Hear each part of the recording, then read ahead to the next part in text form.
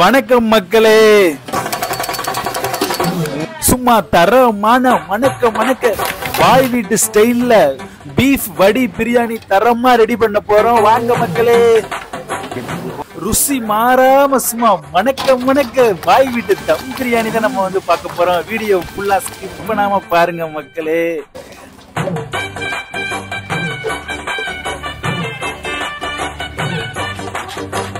Hi hello வணக்கம் மக்களே, welcome back to my channel. இன்னைக்கு நம்ம என்ன சமைக்க போறோம்னா பாய் வீட்டு ஸ்டைல்ல வடி தம் பிரியாணி தான் பார்க்க போறோம்.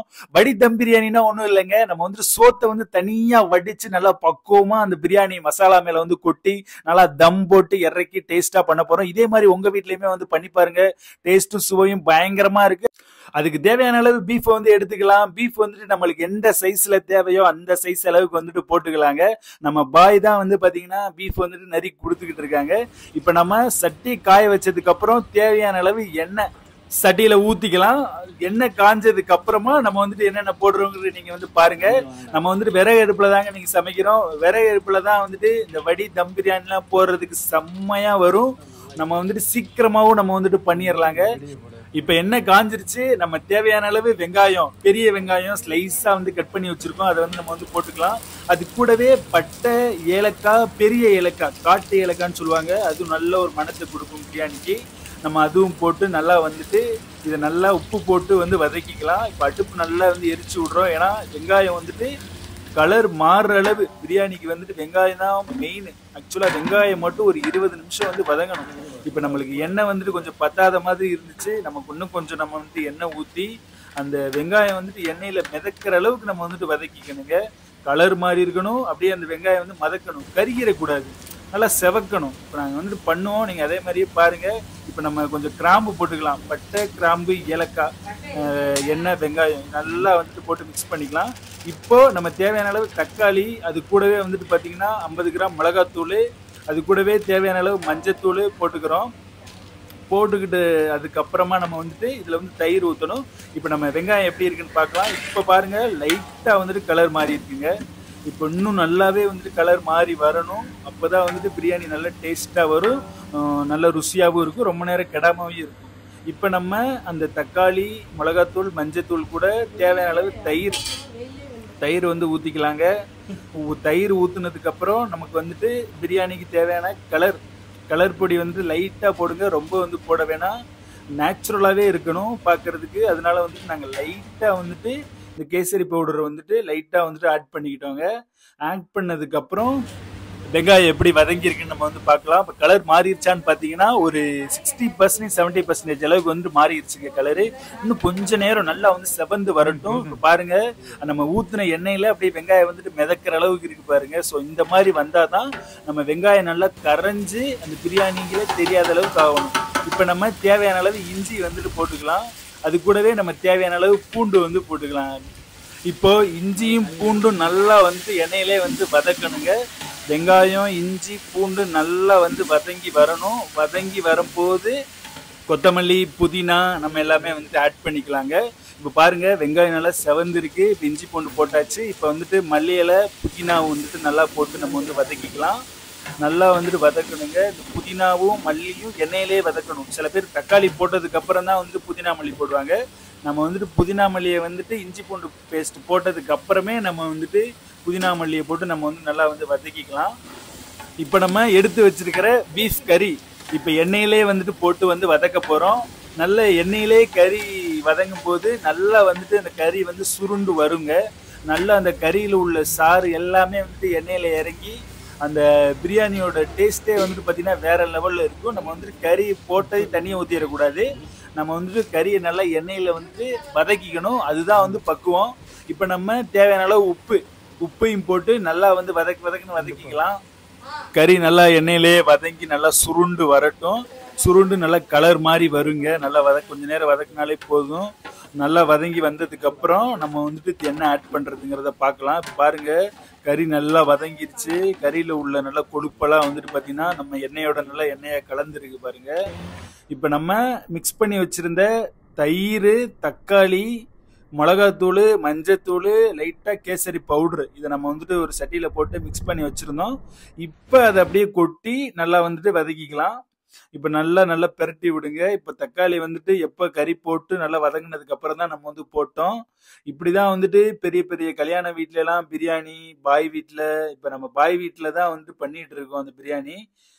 பிரியாணி வந்துட்டு செம்மையாவே வரும். நீங்களும் இதே மாதிரியே வந்து செஞ்சு பாருங்க ஒரு வாட்டியாவது. உங்களுக்கு ரொம்பவே பிடிக்கும். இப்ப நம்ம வந்துட்டு நல்லா வந்துட்டு அந்த தயிர், மிளகாத்தூள், மஞ்சள் நல்லா வந்து கறியோட நல்லா மிக்ஸ் ஆகி பாருங்க, கலர் பார்க்கவே செம்மையா இருக்கு. இதே மாதிரியும் நீங்க வந்துட்டு சிக்கன் பிரியாணி, மட்டன் பிரியாணி எல்லாமே வந்துட்டு பண்ணலாம். இப்ப நம்ம திரும்பி இது போட்டதுக்கு அப்புறம் ஒரு கைப்பிடி அளவுக்கு புதினா மல்லி வந்து போடுறோம். அப்ப எண்ணெயில வதக்கும் போது கொஞ்சம் போட்டோம். இப்ப வந்துட்டு தக்காளி போட்டதுக்கு அப்புறம் புதினா மல்லி வந்துட்டு மொத்தமா எல்லாத்தையுமே வந்து போட்டோம். அப்ப நம்ம தேவையான அளவு பச்சை மிளகா பிரியாணிக்கு ரொம்பவே வந்துட்டு ஃபிளேவர் கொடுக்கும். அப்ப நம்ம பச்சை மிளகா வந்துட்டு இந்த ஸ்டேஜ்ல வந்துட்டு போட்டுக்கிட்டாச்சு. இப்போ உப்பு, காரம், கலரு எல்லாமே வந்துட்டு ஆட் பண்ணியாச்சு. இப்ப நல்லா அடுப்பு எரிச்சு விடணும். நெருப்பு எந்த அளவுக்கு எரியுதோ அந்த அளவுக்கு வந்து பாத்தீங்கன்னா நம்ம வந்துட்டு அந்த கறியில உள்ள தண்ணி அப்படியே வந்துட்டு பிரிஞ்சு வருங்க. பிரிஞ்சு வர்ற ஸ்டேஜ்ல நம்ம வந்து எலுமிச்சம்பழம், நல்ல புளிப்புக்கு வந்துட்டு எலுமிச்சம்பழத்தை வந்துட்டு இந்த ஸ்டேஜ்லயே வந்துட்டு புளிஞ்சு விட்டுறோம். எலுமிச்சம்பழம் புளிஞ்சு விட்டாச்சு. இப்ப புளிஞ்சு விட்டு நம்ம வந்துட்டு கொஞ்ச நேரம் நல்லா அடுப்பு எரிச்சு விடுறோங்க. நம்ம தண்ணி ஊத்தாமலே எவ்வளவு தண்ணி வந்திருக்குன்னு வந்து பாருங்க. இப்ப நான் வந்து கிண்டி காமிக்கிறோம். இப்ப வந்துட்டு தண்ணி ஊத்தாமலே இந்த அளவுக்கு வந்துட்டு அந்த கறியில இருந்து நம்ம வந்துட்டு தண்ணி வந்து அந்த அளவுக்கு இறங்கிருச்சு. இப்ப நல்லா தண்ணி பிரிஞ்சு வந்துருச்சு கறியில இருந்து. இப்ப இன்னுமே நல்லா வந்துட்டு வேக வைக்க போறோம். நம்ம தண்ணி ஊதுறதுக்கு முன்னாடியே வந்துட்டு எண்ணெயில வதங்கும் போது கறி வெந்திருக்கணும். இப்ப நம்ம தண்ணி ஊத்தி வந்துட்டு வேக வைக்கலாம். ரொம்ப தண்ணி வச்சிடக்கூடாது. நல்லா சுண்டி வர்ற அளவுக்கு இருக்கணும். பீஃப் நல்லா வெந்திருக்கணும். இந்த சட்டியில பாதி அளவு வந்துட்டு தண்ணி வச்சிருக்கோங்க. தண்ணி வச்சதுக்கு அப்புறம் நல்லா வந்துட்டு எரிச்சு விடணும். இது நல்லா சுண்டி நல்ல கிரேவி கன்சிஸ்டன்ட் வந்ததுக்கு அப்புறம் தான் நம்ம சோத்தை வடிச்சு அது மேல கொட்டி தம் போட்டு நம்ம வந்து இறக்க போறோங்க. இப்ப நீங்க பாருங்க. இப்ப இந்த ஸ்டேஜ்ல நீங்க வந்துட்டு என்ன பார்க்கணும்னா உப்பு, உரப்பு, புளிப்பு எல்லாமே இந்த ஸ்டேஜ்ல தான் நீங்க வந்து பார்க்கணும். இதுக்கப்புறம் வந்துட்டு உப்பு பத்தலைனாலோ கார பத்தலைனாலோ சோறு அரிசி போட்டதுக்கு அப்புறம் ஒண்ணுமே பண்ண முடியாது. ஸோ அந்த தண்ணி ஸ்டேஜ்ல இருக்கும்போதே நீங்க வந்துட்டு உப்பு உரப்பெல்லாம் வந்துட்டு பார்த்துருங்க. இப்போ நாங்க பாஸ்மதி ரைஸ் தான் எடுத்திருக்கோம். அரை மணி நேரம் வந்துட்டு ஊற வச்சிருக்கோங்க. இங்க பிரியாணி ஆரம்பிக்கிறதுக்கு முன்னாடியே ஊற வச்சிங்கன்னா கரெக்டா இருக்கும். ரொம்ப நேரம் ஊற வச்சிடக்கூடாது. அப்புறம் வந்துட்டு சோறு வந்துட்டு பிரியாணி மாதிரி இருக்காது, தயிர் சோறு மாதிரி ஆயிடும். ஊற வைக்காம அரிசியை வந்துட்டு சேர்த்தாலும் கூட அது வந்துட்டு வேகாத மாதிரி இருக்கும். அதுக்கப்புறம் நீங்க பிரியாணி பண்ணி முடிச்ச உடனே சோறு வந்து நல்லா விரைச்சு அரிசி ஆயிரும். அதனால நீங்க வந்து அரை மணி நேரம் கரெக்டா வந்துட்டு ஊற வச்சுக்கோங்க. இப்ப நம்ம இந்த கிரேவி வந்துட்டு நல்ல எண்ணெய் பிரிஞ்சு வரணும். நம்ம எவ்வளவு எண்ணெய் ஊத்துனமோ அந்த எண்ணெய் அப்படியே மேல வந்துட்டு ரத்தமா நிக்கணும். அந்த அளவுக்கு வந்துட்டு வதங்கி வரணும். அப்பதான் வந்துட்டு நம்ம ரைஸ் ஆட் பண்ணும்போது நல்ல செம்மையா வரும் பிரியாணி. இப்போ 20 நிமிஷம் கரெக்டா நீங்க வந்துட்டு கறியை போட்டு 20 நிமிஷம் நீங்க வந்துட்டு வேக வைக்கணும். இப்ப கறி வெந்துருச்சான்னு பாக்குறோம். இன்னும் வேகல, இன்னும் கொஞ்சம் வேக வேண்டியது இருக்கு. நீங்க தம் போடுறதுக்கு முன்னாடியே ஒரு 80% கறி வந்து வெந்திருக்கணுங்க. அப்பதான் வந்துட்டு அந்த தம்மில் ஒரு 20% குக் ஆகி கரெக்டா வரும். ஓவர் குக்காவும் ஆயிடக்கூடாது. கறி வந்து அப்படி குழஞ்ச மாதிரியும் ஆயிடக்கூடாது. இப்ப 20 நிமிஷம் ஆயிடுச்சு ஆல்மோஸ்ட். இப்ப நம்ம வந்துட்டு திறந்து பாக்குறோம். இப்ப எண்ணெயெல்லாம் பாருங்க பிரிஞ்சு வந்திருக்கு. இதை நம்ம அப்படியே இறக்கி வச்சிடலாம் கீழே. இறக்கி வச்சதுக்கு அப்புறம் இப்ப நம்ம வந்துட்டு சாப்பாடு போடுறதுக்கு தண்ணி வந்து வச்சிடலாம். தண்ணி வச்சு தண்ணி நல்லா கொதிச்ச உடனே தாங்க அரிசி போடணும். ஞாபகம் வச்சுக்கோங்க. கொதிக்கிறதுக்கு முன்னாடி போட்டுறாதீங்க. கொதிச்சா பிறகு தான் நம்ம வந்துட்டு அரிசி வந்து போடணும். இப்ப நம்ம இந்த அரிசியில தண்ணி நல்லா வந்து அலசி ஊத்திடலாங்க. அரிசிலாம் ஒட்டிட்டு இருக்கு. இப்போ இந்த அரிசி வந்துட்டு எவ்வளவு சதவீதம் வேகணும்னா ஒரு 70%, 60 to 70% தான் வேகணும். நீங்க 80%, 85% வேக வச்சு கொட்டுனீங்கன்னா அது வந்து நல்லா இருக்காது. ஃபுல்லா வந்துட்டு குழஞ்சிரும். பிரியாணி மாதிரியே இருக்காது. இப்போ நீங்க இந்த பபிள்ஸ் வரும். ஒரு 5 மினிட்ஸ் தான், ஒரு 2 கொதி தான். இந்த 2 கொதியிலேயே வந்துட்டு நம்ம அரை மணி நேரம் ஊற வச்சிருக்கிறனால கரெக்டா வந்துடும். இந்த மாதிரி நம்ம வடித்தட்டு ஒன்று வச்சு நம்ம இந்த சாப்பாடை வந்து வடிச்சுக்கலாம். போட்ட உடனே வந்துட்டு ஒரு 2 நிமிஷத்துல 2 கொதி வரும்.